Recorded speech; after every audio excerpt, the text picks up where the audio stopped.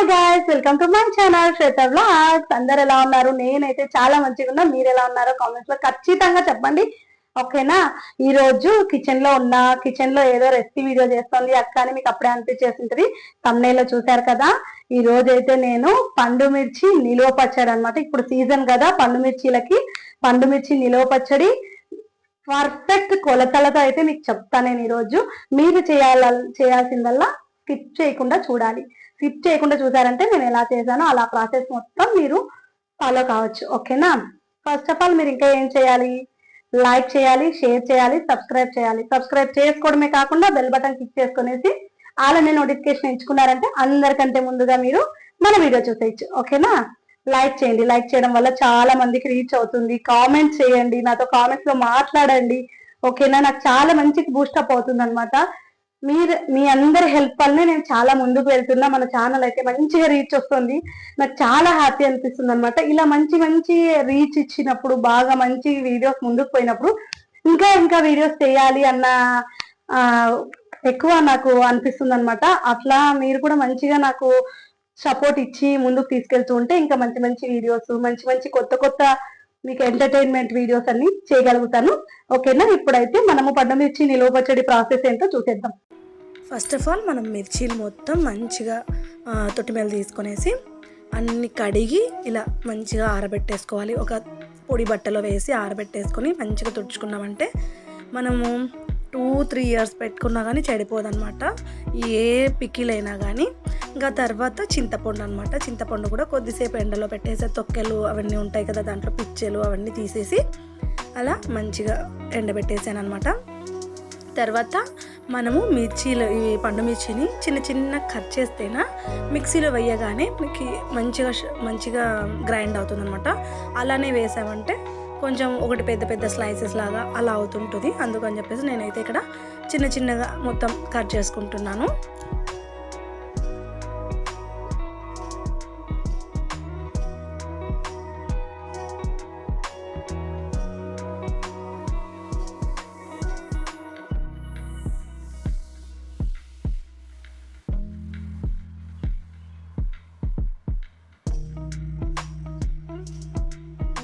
Cut చేయడం కంటే ఇలా తుంచేయడం కష్టం మేలు అనిపించింది అనమాట.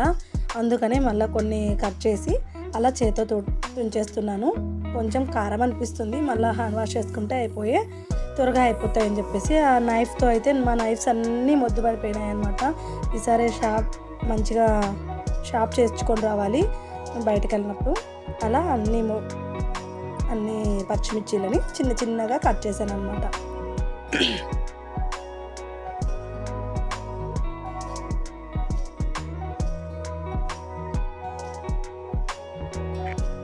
ఓకే, ఫస్ట్ మిక్సీ జార్లో చింతపండు వేసుకుంటున్నాను నేను. చింతపండుని మంచిగా పిక్క అంతా తీసేసుకునేసి కొద్దిసేపు ఎండలో ఆరబెట్టేసాను అనమాట. ఈ చింతపండు కొంచెం వేసుకుంటున్నాను నేను.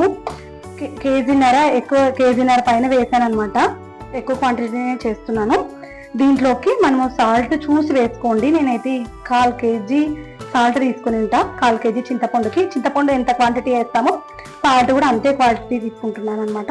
కానీ కొంచెం చూసుకొని వేసుకోండి, ఎందుకంటే ఉప్పు తక్కువైనా పర్లేదు, ఎక్కువైతే కొంచెం కష్టమవుతుంది అనమాట. మళ్ళీ చూసుకొని అయినా వేసుకోవచ్చు. ఇదైతే మిక్సీ చేస్తా నేను. మెత్తగా గ్రైండ్ చేసి ఇలా పొడిగా చేసుకున్నారంటే మనము ఇప్పుడు పండుమిర్చి కారం ఉంది కదా, దాంట్లో తొక్కలు కనిపించకోకుండా సరిపోతుంది అనమాట. దాంట్లో మిక్స్ అయిపోతుంది అనమాట. అందుకని ఇలా మిక్సీ జార్లో కొంచెం ఉప్పు అది వేసుకున్నాను. ఇంకా మిగతాది కూడా వేసి మిక్సీ గ్రైండ్ చేసేస్తాను నేను. ఇప్పుడు దీన్ని ఒక దాంట్లో తేమ అస్సలు ఉండకూడదు అనమాట, ఎందుకంటే మనకి సంవత్సరం పాటు నిల్వ ఉండాలి ఇది. నేనైతే అంత క్వాంటిటీ ఎక్కువ చేసుకున్నాను చెడిపోకుండా ఉండటానికి. మంచి నీట్గా తడి లేకోకుండా ఎక్కడైనా కానీ మంచిగా హైజీనిక్గా చేసామంటే ఇలా పొడిగా చేసేసుకోవాలి. మిగతాది కూడా అలాగే గ్రైండ్ చేసేస్తాను అన్నమాట. ఇప్పుడు తర్వాత ఇంక ఇవి కట్ చేసి పెట్టుకున్నాం కదా, ఇవన్నీ చిన్నగా ఇవి కొన్ని వేసుకుంటూ గ్రైండ్ చేసేసుకోవాలన్నమాట. ఇది మనకి అటు మెత్తగా కాకుండా అటు ఎక్కువ ఒక్కలు కాకుండా మంచిగా కావాలనుకుంటే దీన్ని మనము కొంచెం గ్రైండ్ చేసేటప్పుడు మనం కొంచెం టెక్నిక్ యూజ్ చేయాలన్నమాట.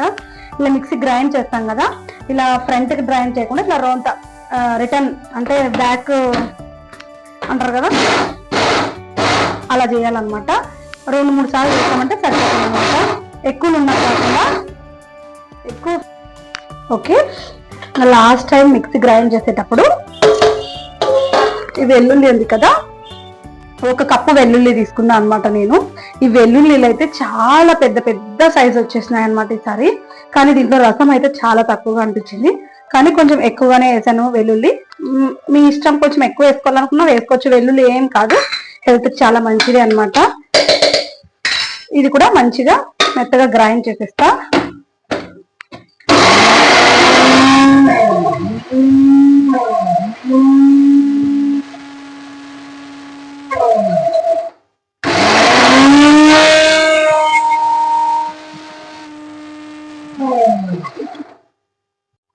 ఇలా మొత్తం అంతా గ్రైండ్ చేసేసాం కదా, చూసారు కదా, ఇలా కచ్చా పచ్చగా గ్రైండ్ చేసేసాం కదా. దీంట్లోకి చింతపండు, ఉప్పు వేసి గ్రైండ్ చేసాం కదా, దీన్ని మిక్స్ చేసుకోవచ్చు. మీరు తక్కువ క్వాంటిటీ అయితే గిన మిక్సీలోకి వేసేసి గ్రైండ్ చేసేసుకోవచ్చు. మనం ఎక్కువ క్వాంటిటీ కాబట్టి నేనైతే ఇంకా గ్రైండ్ చేయలేకపోయాను. ఇప్పుడైతే మనము కారం అనిపిస్తుంది, కానీ చేయబట్టి చేసుకుంటేనే మంచిగా ఉంటుంది, మంచిగా మిక్స్ అవుతుంది అనమాట. నేనైతే పెడుతున్న ధైర్యం చేసి తర్వాత హ్యాండ్ వాష్ చేసి చమురు సాదుకున్నామంటే మంట తగ్గిపోతుంది. అలా నేనైతే ఇలా అంతా కలిపేస్తున్నాను మిక్స్ అయ్యేలాగా. మళ్ళా తర్వాత మనము సాల్ట్ చూసి సాల్ట్ వేసుకున్నామంటే సరిపోతుంది. వావ్,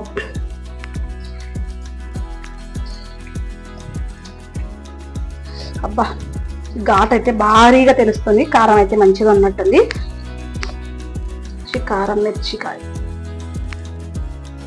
క్వాంటిటీస్ మీకు అర్థమైంది కదా. మనము కేజీ మిర్చి తీసుకున్నామంటే 1/4 కేజీ చింతపండు వేసేసుకోండి, ఆ క్వాంటిటీలో వేసేసుకోండి. ఉప్పు కూడా అంతే, చింతపండు ఏ క్వాంటిటీ వేసినారో ఉప్పు ఆ క్వాంటిటీలో వేసుకోండి.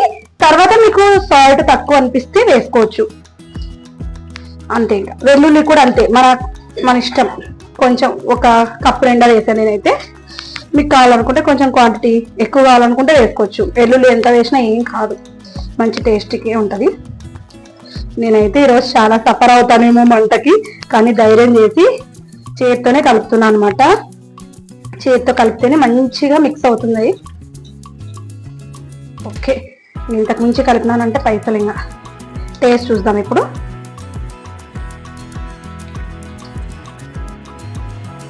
ఉప్పు చూడాలి ఫస్ట్.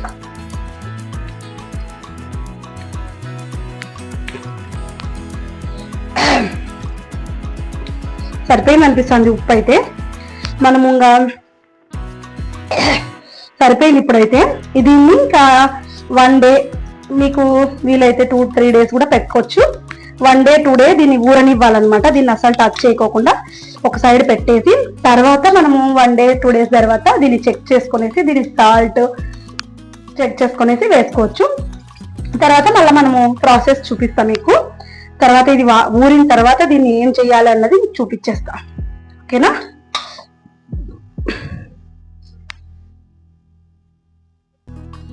ఓకే ఫ్రెండ్స్, ఇప్పుడైతే ఆవాలు అయితే 1 ఫుల్ స్పూన్ వేసాను, మెంతులు అయితే 1/2 స్పూన్ వేసి మంచిగా వేయించేసేసి దానిని గ్రైండ్ చేసి పక్కన పెట్టేసుకున్నాను. తర్వాత పెనం పెట్టేసి మనం ఒక 2 గ్లాసెస్ అయితే పడతాయి, కానీ నేనైతే 1.5 గ్లాసే ఆయిల్ వేసాను. 2 గ్లాసెస్ వేసుకున్నా కానీ చాలా మంచిగా ఉంటుంది. పోపు వేసుకోవాలన్నమాట. 1 స్పూను జీలకర్ర, 1 స్పూన్ ఆవాలు వేసేసాను. మంచిగా వేసేసి వెల్లుల్లి కూడా 1 పాయ మొత్తం వేసాను. మీకు ఎక్కువ కావాలనుకుంటే ఎక్కువ కూడా వేసుకోవచ్చు. తర్వాత ఎండుమిర్చి, కరివేపాకు అవి కూడా వేసేసి మంచిగా పోపు మొత్తం మగ్గిన తర్వాత పక్కన నిన్న చేసి ఊరించుకొని పెట్టుకున్నాం కదా పండుమిర్చి కారము, ఆ పండుమిర్చి కారాన్ని దాంట్లోకి వేసేసుకోవాలి. స్టవ్ సిమ్లో పెట్టుకొని వేసుకోవాలన్నమాట. ఇది మాత్రం ఖచ్చితంగా మర్చిపోకండి. సిమ్లో వేసేసుకొనేసి మొత్తం పోపు మొత్తం మిక్స్ చేసేసుకోండి. ఆ పండుమిర్చి కారం ఆయిల్లో అంతా ఇమిరిపోవాలన్నమాట, అంతా కలిసిపోవాలి. మంచిగా కలిసిపోయేలాగా కలిపేసిన తర్వాత మంచిగా కలిపి మనం ఉప్పు చూసుకోండి. ఉప్పు కావాలంటే వేసుకోండి, లేదంటే లేదు. నాకైతే ఉప్పు సరిపడింది అనమాట, నేనైతే వేయట్లేదు. తర్వాత దీంట్లోకి 1 స్పూన్ పసుపు వేసుకోండి. పసుపు టెక్స్చర్ వల్ల చాలా బాగుంటుంది, పసుపు వేసుకుంటే కొంచెం టెక్స్చర్ బాగుంటుందని చెప్పేసి పసుపు వేసాను. తర్వాత మెంతులు, ఆవాలు వేయించి మనం మిక్సీకి వేసి పక్కన పెట్టేసుకున్నాం కదా, ఆ వేయించి మిక్సీకి వేసుకున్న పౌడర్ని దీంట్లోకి వేసి మంచిగా మిక్స్ చేసేసి ఇంకా స్టవ్ ఆఫ్ చేసుకోవడమే అనమాట. చాలా అంటే చాలా పర్ఫెక్ట్గా వచ్చింది. మీకు కూడా మీ ఇంట్లో తయారు చేసుకొని తినాలని ఉన్నారు కదా, ఇంకెందుకు లేటు, సీజన్ అయిపోకనే పండుమిర్చిలు తెచ్చుకొనేసి చేసేసుకోండి. ఓకేనా, లాస్ట్ వరకు స్కిప్ చేయకుండా ఆ వీడియో చూసినందుకు థ్యాంక్ యూ సో మచ్. ఇంకెందుకు లేటు, వెళ్ళండి పండుమిర్చిలు తీసుకొని వచ్చేసి ఎమ్మి పండుమిర్చి కారం చేసుకోండి. బాయ్.